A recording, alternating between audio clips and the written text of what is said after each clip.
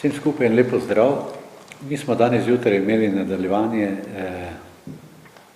seje Komisije za obveščevalne službe in varnostne službe in sicer smo sprejemali poročilo za leto 2009, ne za 2010.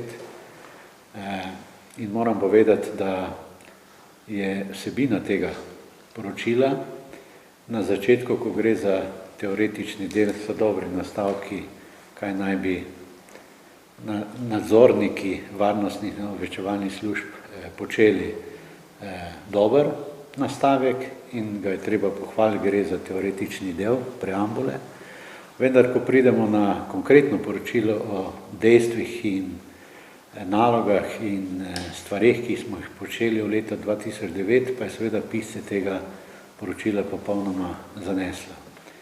Zato seveda je vsebina tega poročila tipičen odraz neke vrste skropocala največje opozicijske stranke, to je SDS, saj je v njem pleonazma, vrednostnih sodb in ocen brez kakršnikoli dokazov jih kar mrgoli.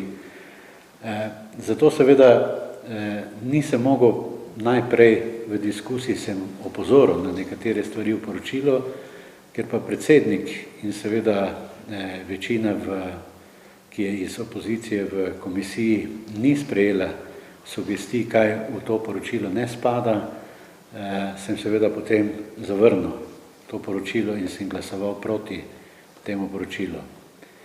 V tem poročilu je nekaj vrednostnih sodb, na katere po mojem ni nobena tajnost, ampak je gre za vrednostne ocene in se ponavljajo in bi morale biti stvar nekaterih drugih odborov v državnem zboru, če že o tem govorimo.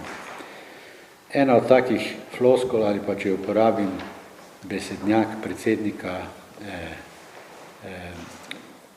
komisije, ki ga v zadnjih dneh uporablja, gre za pobalinsko oceno, ki je zapisana, da seveda se kadruje v teh službah, predvsem v civilni obveščevalni službi po političnih kriterijih, da tle vpliva politika izven pristojnosti predsednika vlade.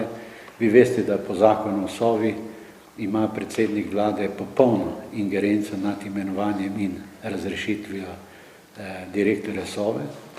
Tle je seveda zapisana drugačna ocena, čeprav so potem črtali to, vem, zato ker to gre za leto 2010, ki se je zgodilo letos poleti, ampak ni v tem problem. Problem je v tem, da je v prejšnjem mandatu prejšnji predsednik vlade imel 3 direktorje in nikoli mi iz opozicije nismo tega osporavali, ker je popolna ingerenca predsednika vlade na tem, koga imenuje in iz kakršnikoli razlogov jih imenuje na to funkcijo, ker link med obveščevalno službo in vlado je v bistvu predsednik vlade in direktor te obveščevalne službe. Zdaj v tem poročilu in tudi v sklepih in zaključkih je ta stvar problematizirana, da je seveda bila zamenjava opravljena brez razlogov.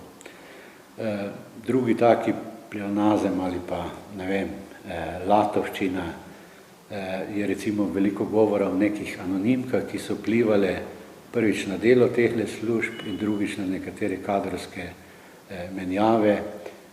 Uporabljena je tudi sintagma, da so ljudje razrešeni v teh službah na podlagi anonimk in neanonimnih podpornikov teh anonimk. To je en tak poseben stavčna zveza, ki kaže na vso umnost teh, ki so pisali to poročilo. Skratka, še enkrat gre za poročilo, ki je v svojih ugotovitvah in predvsem političnih ocenah preseglo svoje pristojnosti. Mi smo le komisija, ki nadzorujemo obveščevalne in varnostne službe.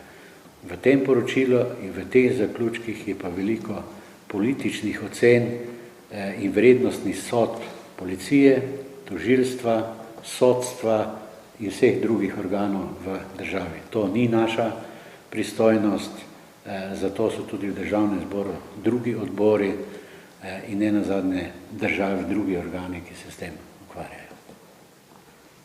Hvala. Dobite kakšno vprašanje?